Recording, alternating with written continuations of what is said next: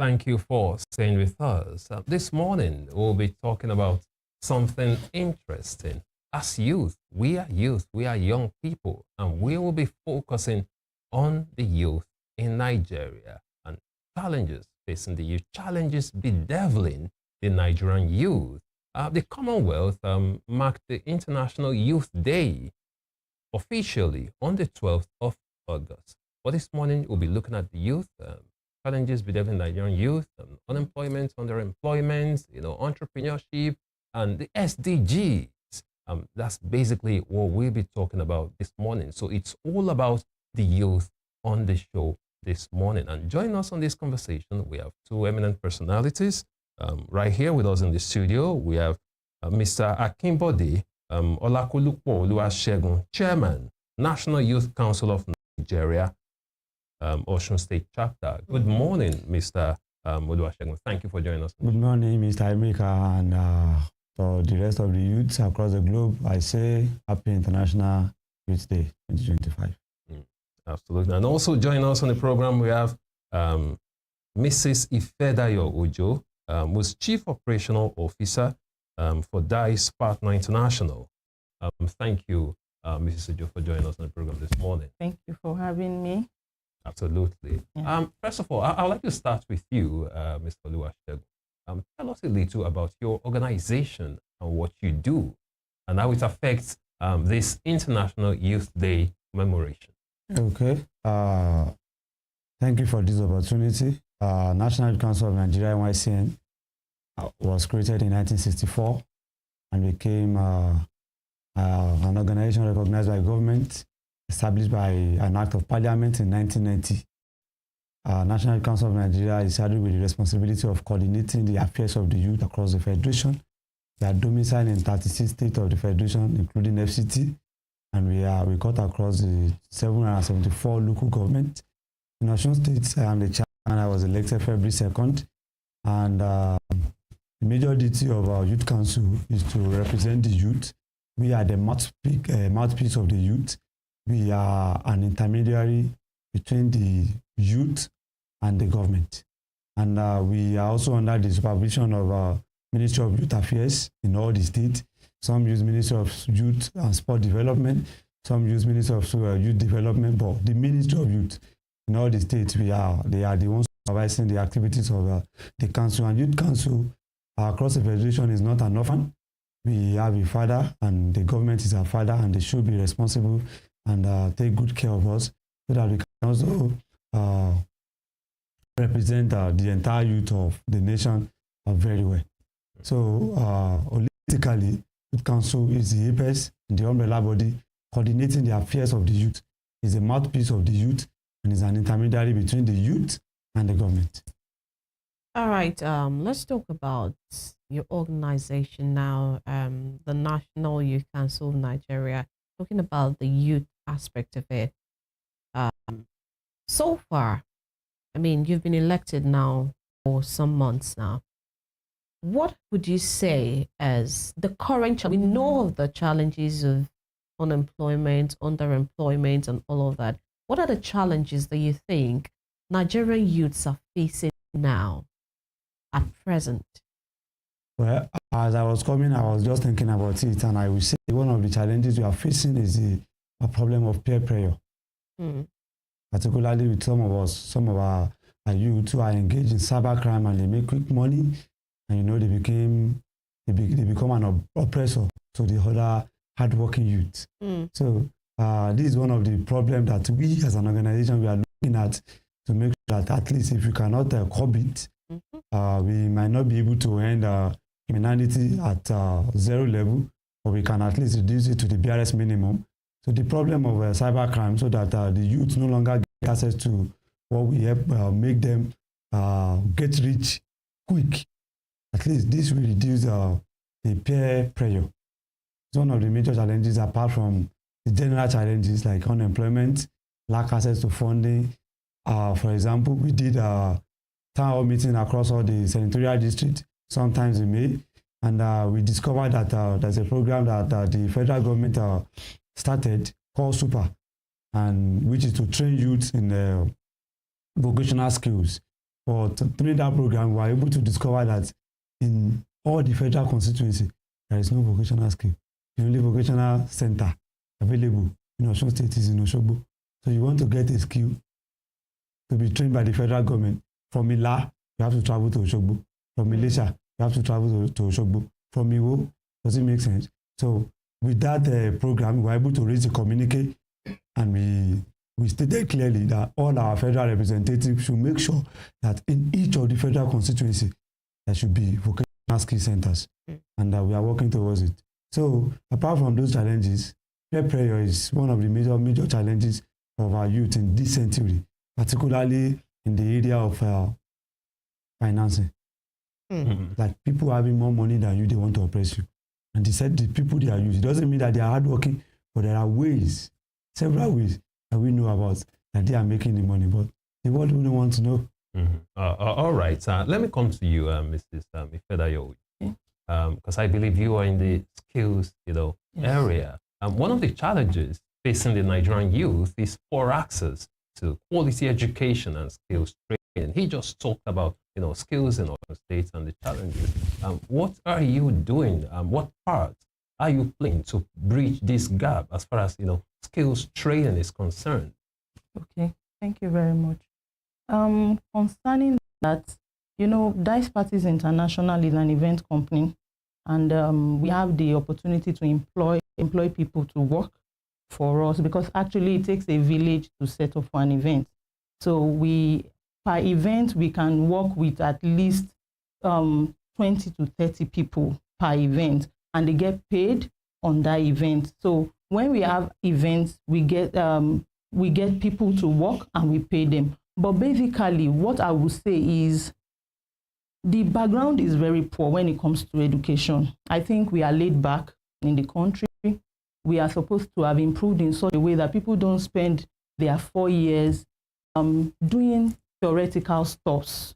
Like, no matter the field, it should be more integrated into activities that people can come out and be confident, because we always have concern when even employing people will come for employment and they can't even do what they say they learned in school. So such individual, how can you manage them? You discover that for you to employ them, you are going back to the basics to start afresh for them. No matter how it should be, their leadership skills very poor, what they say they learned very poor, and you just discover that for you, instead of you as an organization to move ahead, starting afresh, even with someone who has claimed to be in the university. So the government should try to help the academic curriculum in such a way that, especially tertiary institutions, they should infuse the real deal, the activity itself. It should be more practical, it should be not just theoretical. Yes, and not theoretical, so that when people come out,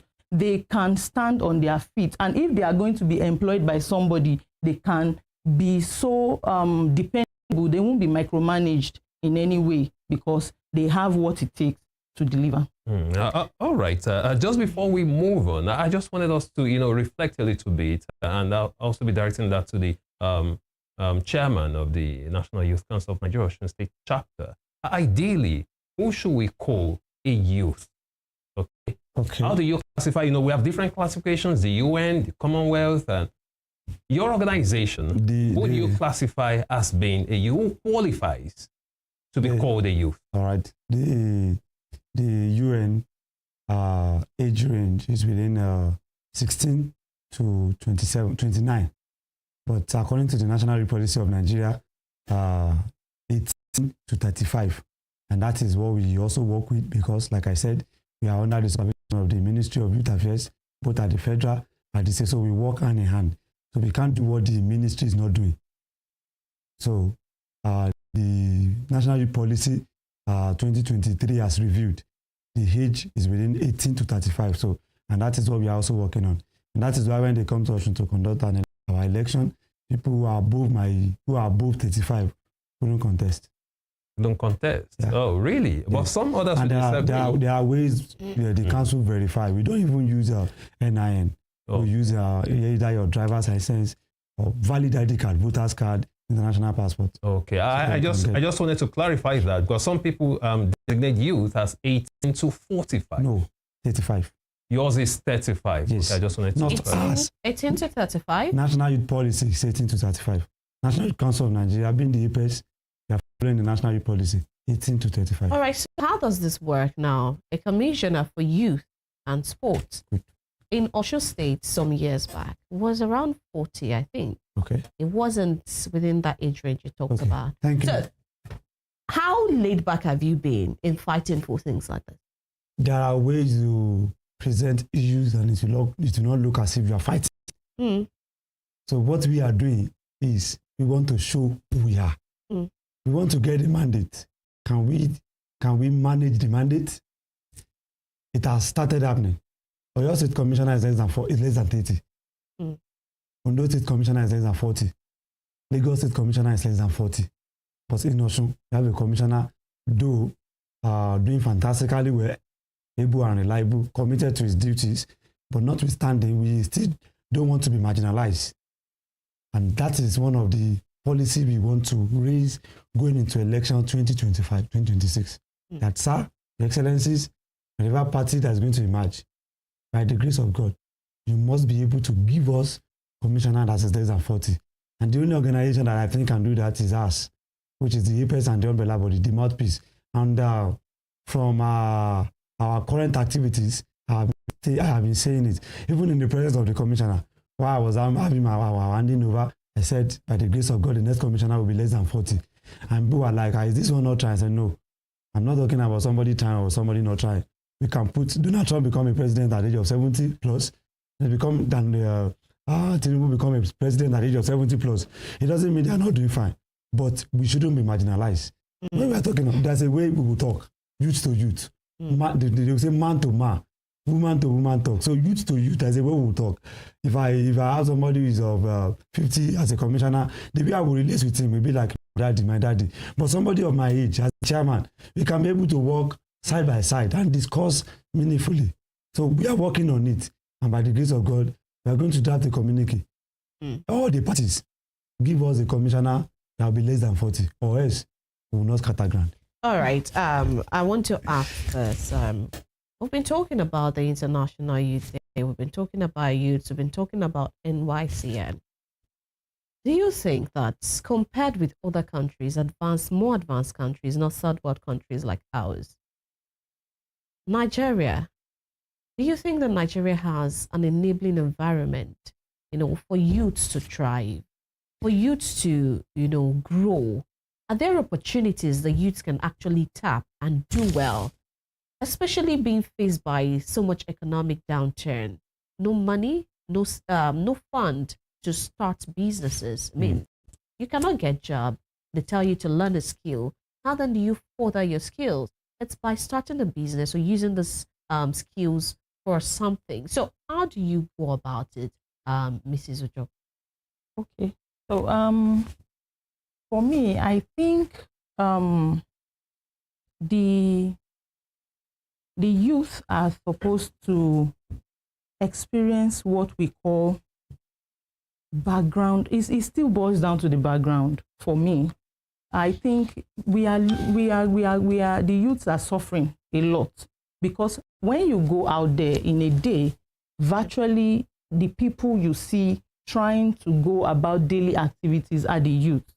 So if you don't bring them into the daily runnings of the day, you will be cheating them. Mm. They bring in the most money, they do the most job, they do everything. So why are they not always given the access, what they need to be able to create the society that works for them? Mm. So someone who doesn't really go out, who doesn't really do much in the society is leading. You can't know the pain points of these people. Mm.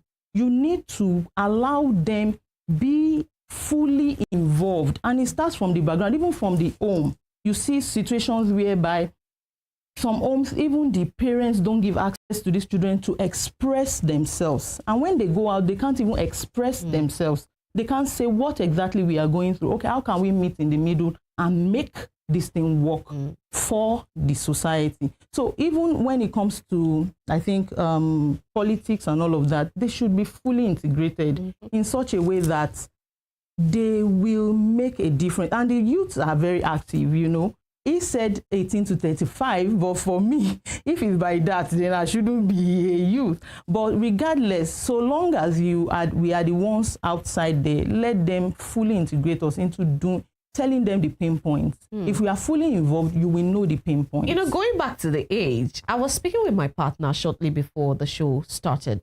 We were talking about the banking sector, how people are being marginalized now. Once you're 28, and he was even saying younger, you cannot get a banking job at this present time. How do you come in? National Council. Okay.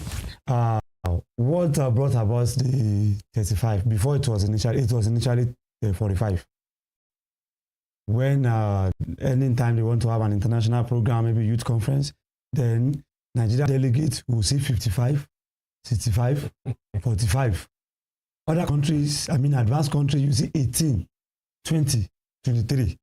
That was what made us to the national youth policy to review the age. And I don't want to believe that because I'm on the field. I want to encourage us, the youth. See, we have to take the bull by the horn. Yakub Gowon then became a president of this nation at the age of 28. If then Gowon can become a president, then they were saying youth are the leaders of tomorrow. When we ask them to come and do interview, they are not up to 30. From 600. But we'll be complaining that there's no job. Come and get trained for free.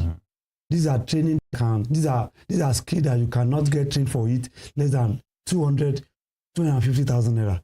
But we as a council, we are doing it for free. But we didn't see them. So hold on, let me get you right. You said out of 600 applicants, yes, man, only 30 showed up. Not even up to.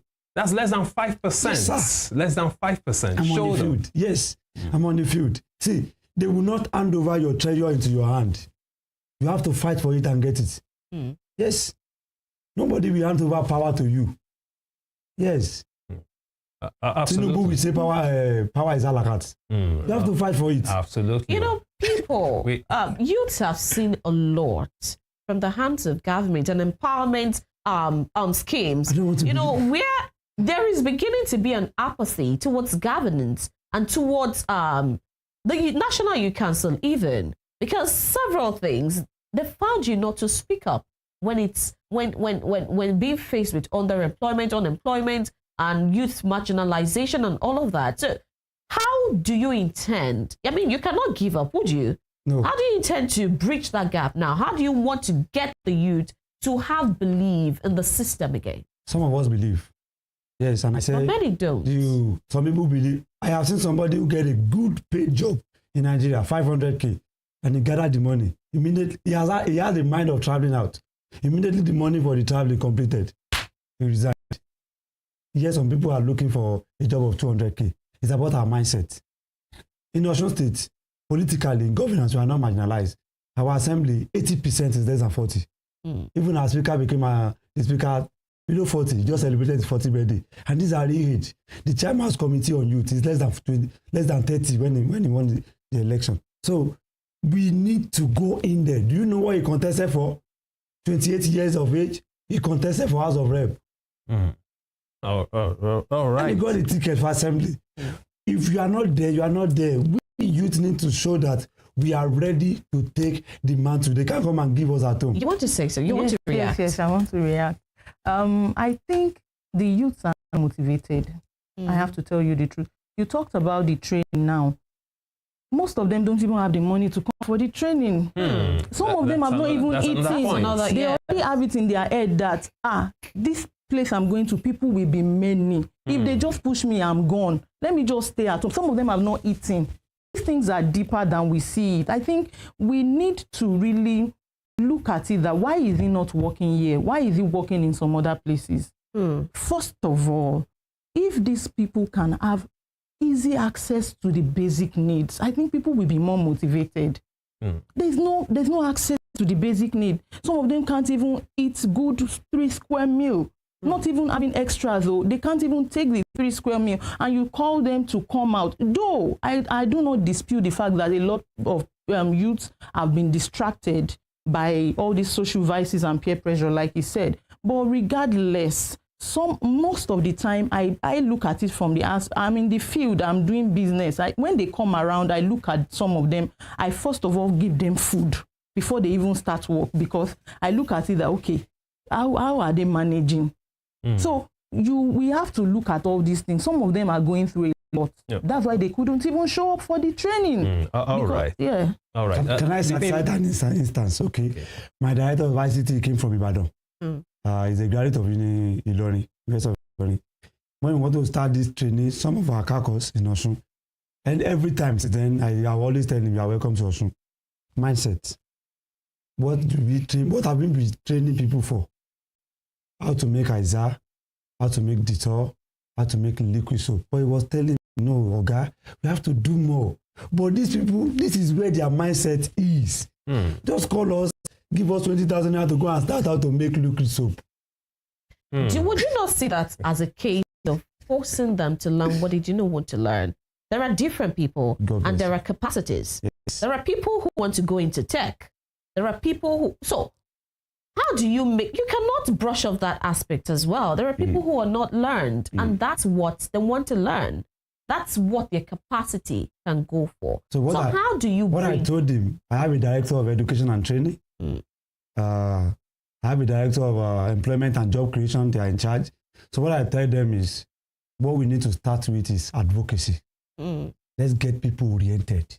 Okay. Let them have orientation first about life, and about background, and about barriers.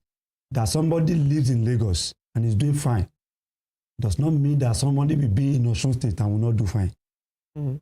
That somebody is in UK and is doing fine does not mean that somebody will be in Nigeria and will not. We have people in UK that they are not even okay at all.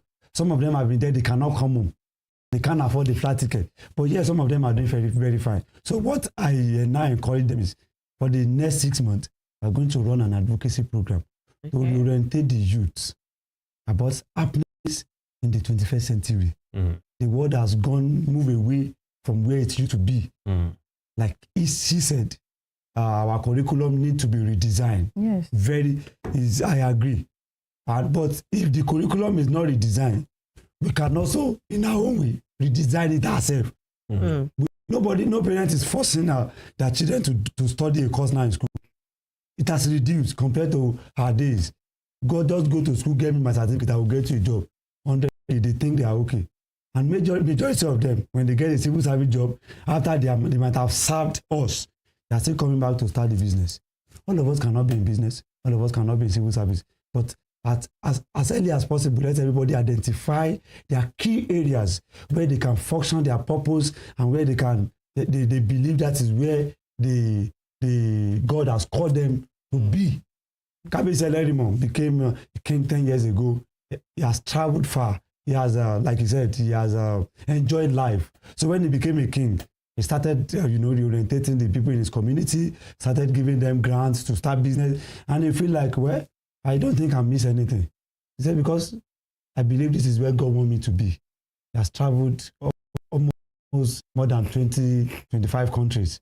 All majority of his children are in abroad. So if you see people going to parties, say, well, I've gone to party, but I think this is where God wants me to be. So all of us as youth, we also need to identify where God wants us to be, so that we will not be doing another person's job. All right, we'll go on a quick break now, and when we return, we'll continue with the conversation. Please stay with us.